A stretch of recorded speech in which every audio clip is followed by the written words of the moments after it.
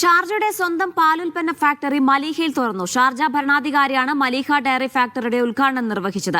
ലാഭം ലക്ഷ്യമിടാതെ ജനങ്ങളുടെ ആരോഗ്യത്തിന് മുൻഗണന നൽകിയാകും ഫാക്ടറി പ്രവർത്തിക്കുകയെന്ന് ഭരണാധികാരി പറഞ്ഞു. ഭക്ഷ്യോൽപാദന രംഗത്ത് സ്വയം പര്യാപ്തത നേടാൻ ഷാർജ വിഭാവനം ചെയ്യുന്ന പദ്ധതികളുടെ തുടർച്ചയാണ് ഷാർജയിലെ മലീഹ ഡയറി ഫാക്ടറി. മലീഹ ഫാമിൽ ഉൽപ്പാദിപ്പിക്കുന്ന പാൽ നേരത്തെ വിപണി കീഴടക്കിയിരുന്നു.